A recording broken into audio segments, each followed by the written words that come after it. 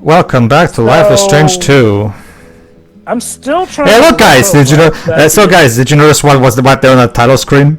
No. Yes. Yeah, the title Life is Strange 2. The Trump. Basically, Shiroi, you could see Trump's wall on the back of the title screen. All right. So let's recap again for the last time.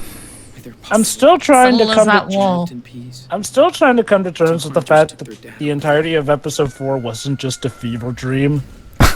I know, right? Wolf brothers wandered for days, nights, learning how to live on their You know, again, like Pedro mentioned way back, this might have been more interesting if we were running with the idea of them all being animals and, you know, animals symbolizing certain corruptions in society. Yeah, we could have gone full Zootopia with this, but it's one of those rare cases where creator constraints would help, definitely, because these creators should definitely not be left to their own devices. I mean, maybe not full Zootopia, like still have them, you know, be walking on all fours and whatnot, but you know. Well, I mean, Zootopia in the terms of animals being used as a metaphor for human conundrums. They put him in a cage, but when he finally escaped, he went to search for his little. They put him in a very comfortable cage, like, you know, given it was a hospital. There you go. Just saying. The little wolf had joined the coyote cult. A coyote cult. There you go. There's Lisbeth's coyote form. A coyote cult. Gee, Pedro, the reboot of Looney Tunes is there you go. darker than I thought. Notice how the recap completely overlooks the fact that their mother is a deadbeat. Well, she's about as present. Hey, she's about as present in this story bit right here now as she was in their lives. So Hey, it's look! accurate. Hey, look, Pedro! Sean's diamond dog.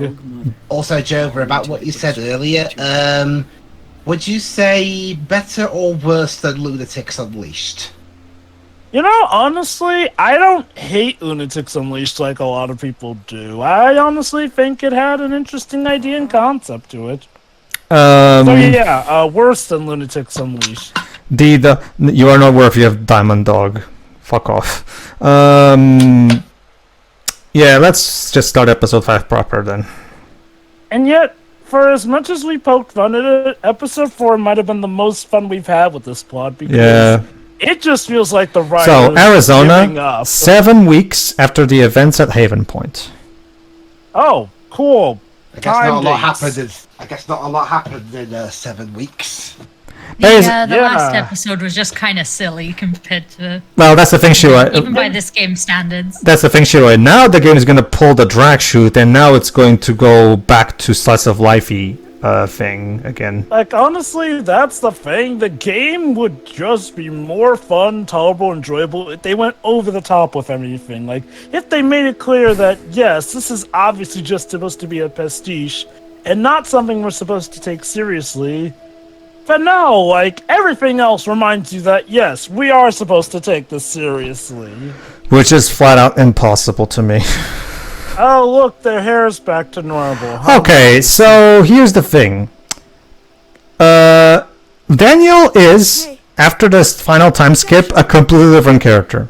I'm not even kidding you. What, is he finally nice now? Yes, now all of a sudden he's nice, even though, again, there's no build-up in character development to justify this.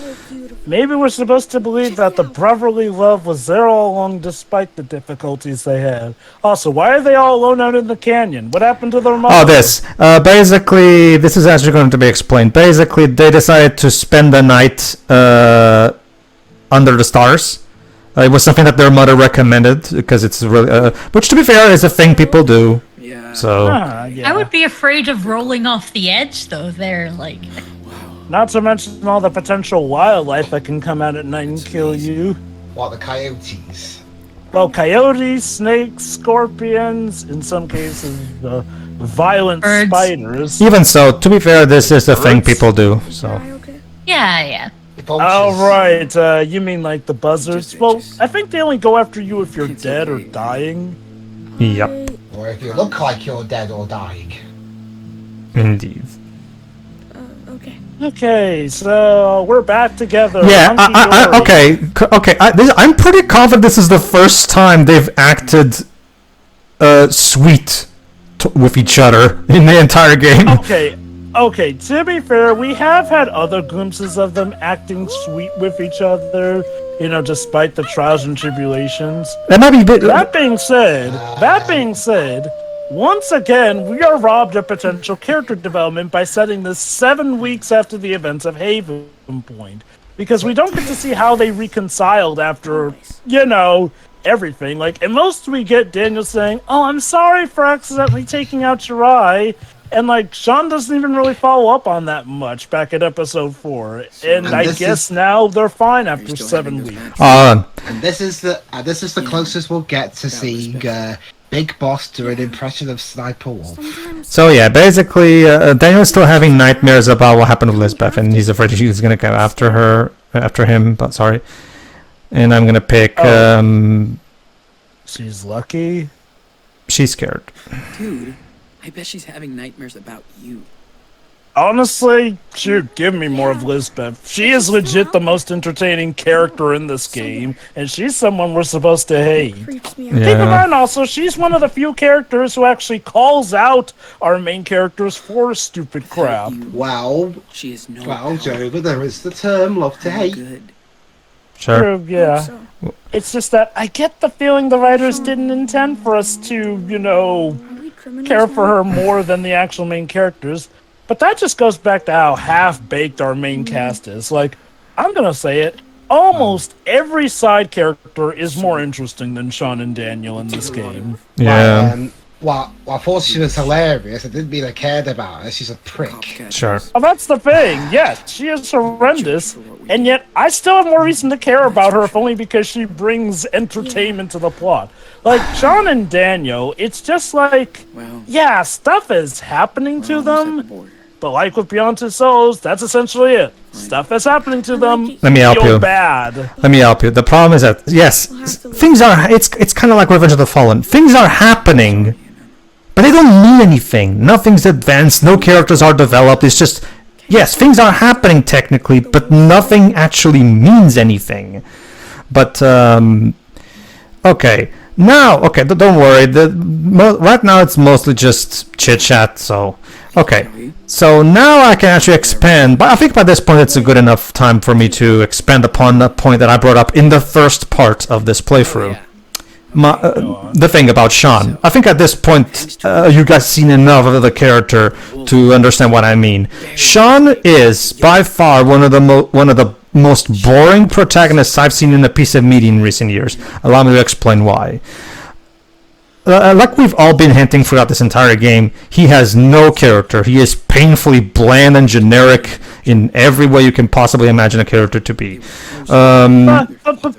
But his brother, he cares for his brother. Yes, that's the problem. Yeah, that's the problem. His only character trait is I've got family. That's it. That's all there is to him. Dominic Toretto called. He said, "Flesh yourself out better." Yeah, basically. My story too. I have no idea what the hell the writers were thinking when they came up with this character. For as badly executed as I thought the Max and Chloe were, at least they were actual characters. I hesitate to even call Sean a character because, like I've explained in part 1, when we look at his room, we see, he's into nerdy stuff, but he's not he's into nerdy stuff and stuff, but he's not like a full-blown nerd apparently. He's into skating, but he's not like a skater by trade or anything. He's into sports, but he's not a jock or anything. He's just incredibly generic and middling in every aspect of his life. And Rybread's theory in his review is that his guess is that Dontnod made him this way so that, by making him as generic as possible, hopefully he would every player would find something in him that's relatable.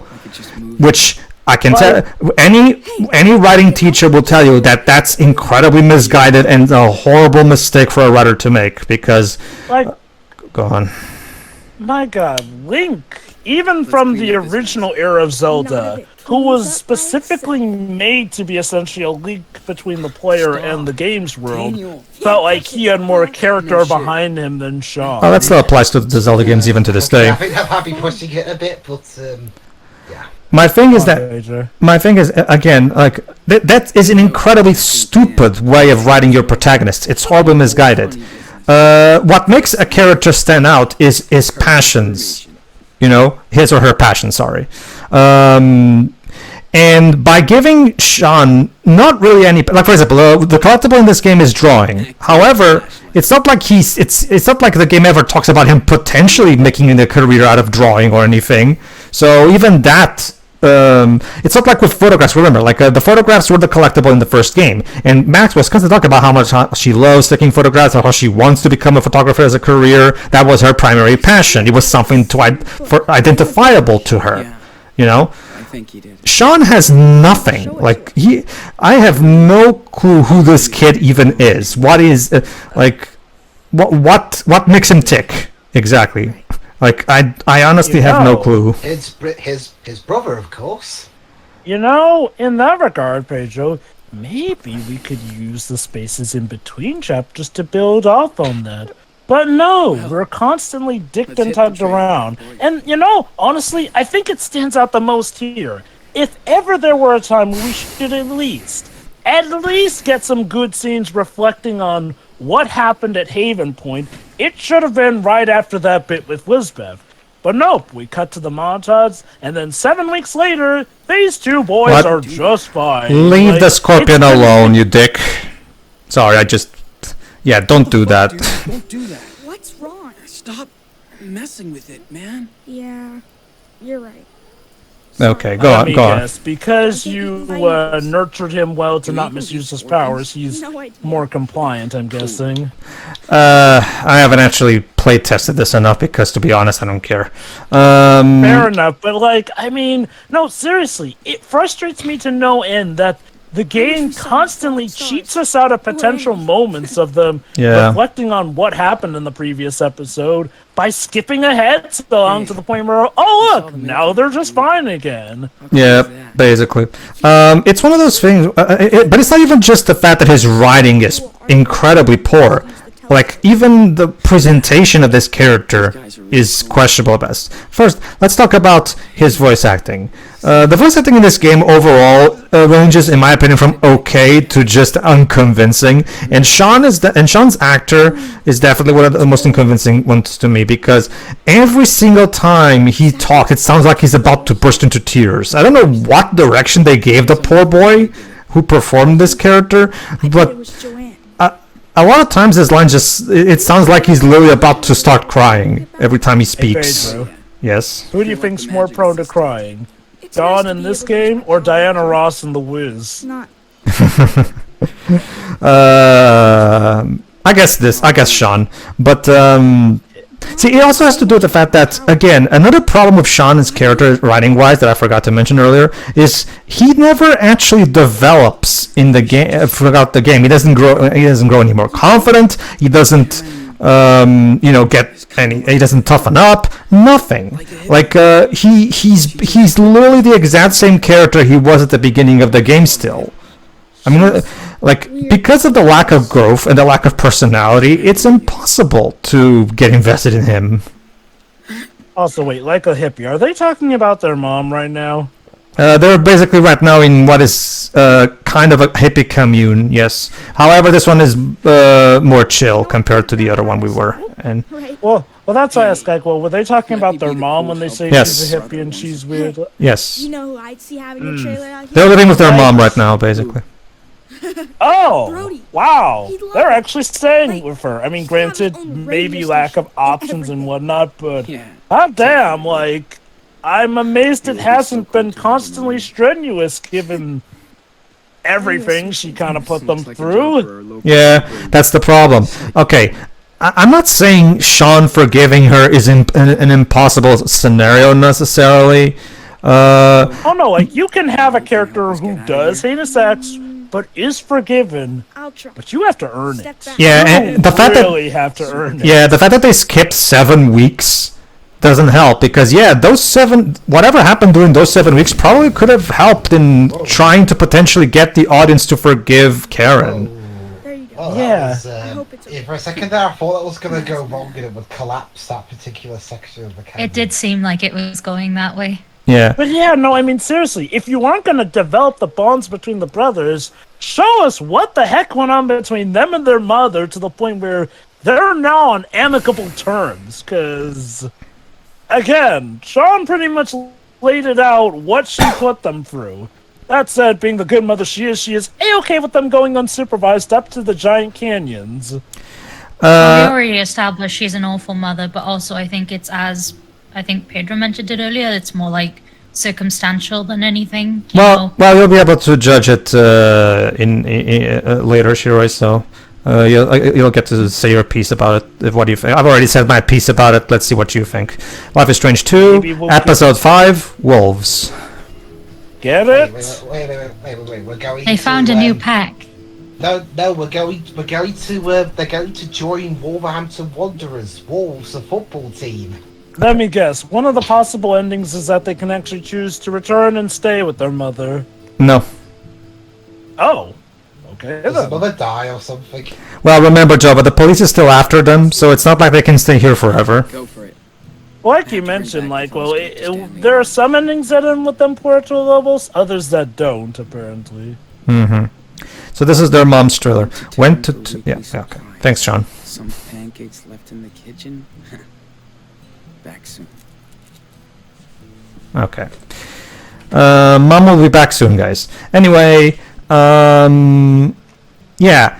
There's also that when whoever plays Sean doesn't sound like he's about to burst into tears. Sometimes it kind of sounds unconvincing, like the actor sounds like he just remembered the lines as he was recording them, like that one line from episode 3 that I pointed out to Wibbs, and Wibbs also agreed with me that it sounded enough. 10-4. No Like, pancakes today. I mean, I have nothing against the voice actors. I mean, I've seen them in interviews, and they sound like they're perfectly fine people. It's just, I don't really think their performances are not convincing to me. Like, I have a theory. Go on. I feel like what they were trying to do was recapture the magic of Life is Strange 1, wherein, of course, people praised Life is Strange 1 for how, quote-unquote, real it was. Hold on, Jova. Like- Snuck out of the hospital, blah, blah, blah, ran into Finn. Bumped it. Oh, never mind. This is still from episode 4. Go on. Sorry. I get the feeling that they wanted it to sound quote-unquote real, like with Life is Strange 1, so they upped the realism. And my guess is that in their minds, it's realistic that a boy who has had all this stuff happen to him would be constantly on the verge of tears, like have a broken nature in the sound of his voice. Mm-hmm. I'm not saying it's good, mind you, but that's my theory on what was the mentality behind the direction. I guess it's just that, combined with the lack of personality and personal growth, it makes this character really, I'm just so tired of this character because he's so uninteresting. Like, he has What about... he has the personality of a wood board. He never grows throughout the entire game. Like, what motivation do I have to be invested in this character? And, it's not even like he's really affected that much around the world. If anything, that's more so Daniel who does that. Yeah. Got picked up by a trucker. That Sean doesn't give up and all that. Oh, I have to read this. Also, Karen, what the fuck is she doing here? How did she find us? Don't want anything for her. Nada. There you go. See, even Sean had the exact same reaction Shiroi and Jova had. I mean, Damn it, Karen! Yeah. They explain later, but it's such a gotcha moment. It's hard, but I'm trying to hear her out. I'm not sure I'll ever understand what she's being through or what she's offered, but I can try. See? That's the game nudging you. You can try to understand her side, huh, Shiroi? You can try to understand her. Oh, I heard her side. Her side is a bunch of bullshit excuses.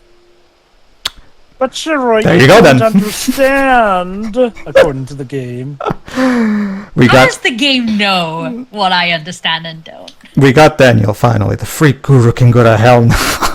The freak guru. Oh, God. Seriously, even when referring to it, episode 4 is probably the best thing from this game, and it's for all the wrong reasons. Karen lives in a desert commune. No shit. Why did you write it then? I guess a good point. Oh no, she unincorporated community. She said it's called Away. Hey, don't bring in one of my favorite tracks from Final Fantasy 16 into this. Only 30 people live here on and off. The place is so weird, but the desert is mind-blowing. The perfect hideaway. So there you go. They've been hiding in here for 7 weeks from the cops. Oh, okay, Drew Daniel, like Max from Fury Road. Sorry, yeah. Daniel's still feeling so confused, guilt-tripping a lot. He can't figure out what happened. The brainwashing, the lies, Lisbeth's grasp over his trauma, doing my best to help him recover. They should be fine now.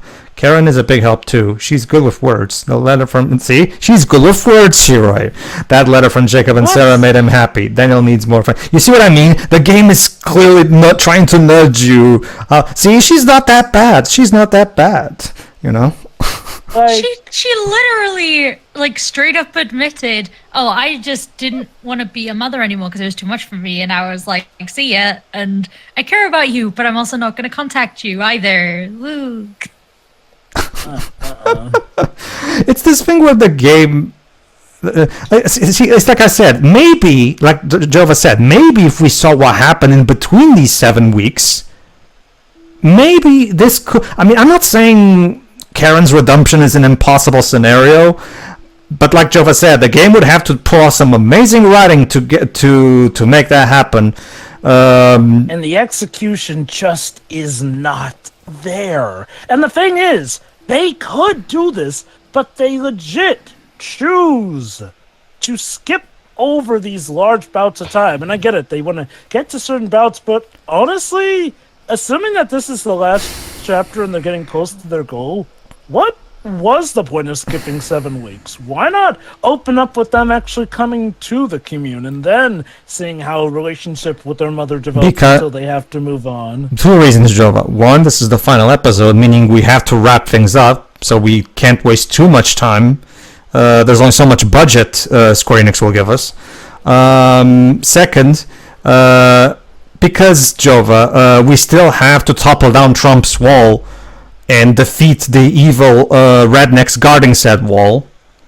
So that's more important. I mean, it's like hey, it's kind of like the story lost focus of that for a bit. And Hold on, Jova, lost focus? Implying that this story ever had a focus.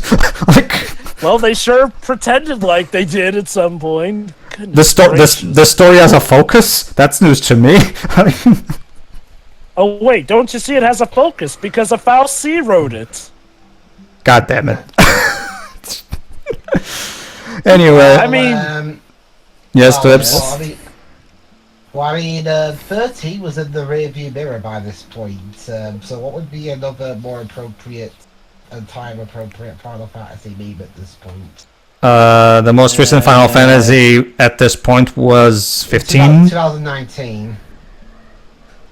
Still 15 was the more recent one. Like, I mean, I don't think we had. I'm gonna stick with the fallacy because while 13 was in the rearview mirror, the effects from the 13 trilogy were still kind of being felt around this time. Yep. I think they were also still getting over 14. 14.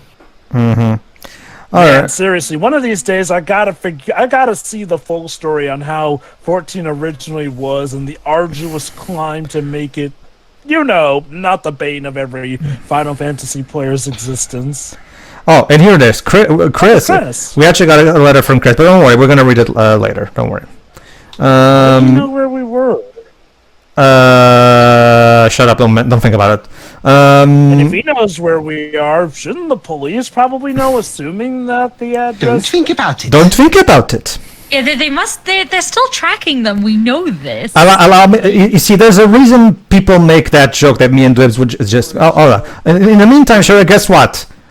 I grant to you, Shiroi, a wonder of wonders. An LGBT couple in a Life is Strange game that has no issues that I can spot.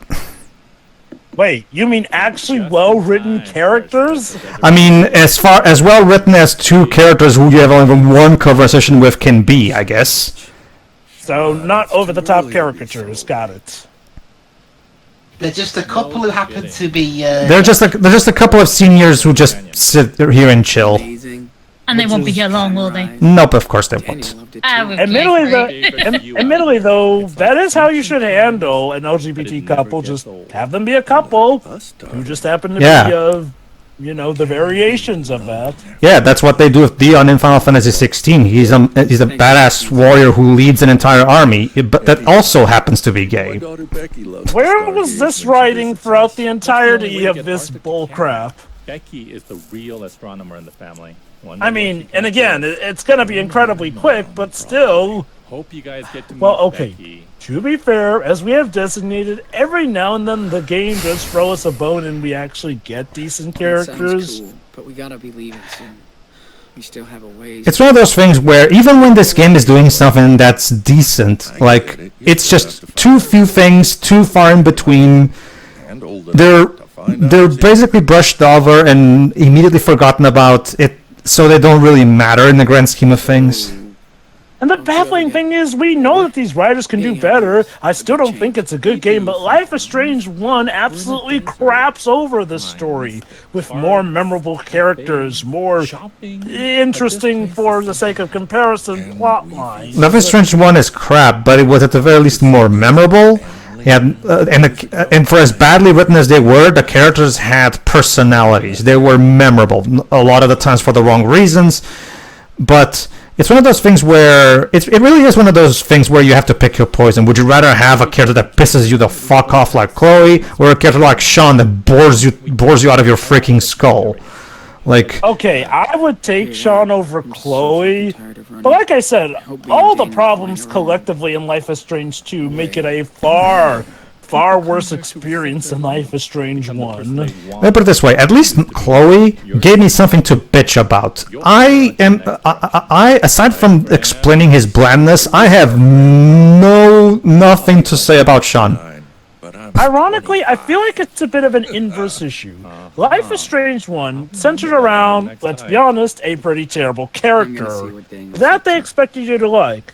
Sort of a bit similar with Before the Storm, but at least the focus wasn't completely on Rachel. We did have some other characters with their own plot lines. Hippie version. Now, in contrast to Life is Strange 1, which focuses mainly around Chloe, Life is Strange 2 feels like it's a case where the main characters are people we could care less about, and almost every character around them is more interesting than them. Yeah. Credit where credit is due, they made sure our focus was on Chloe in Life is Strange. And that would be fine. And that would be fine if Sean and Daniel were meant to be flat character arcs, the type characters. Let's face it. For example, let's take a game like Diabolical Box, for example, the second Layton game, as an example. Let's face it.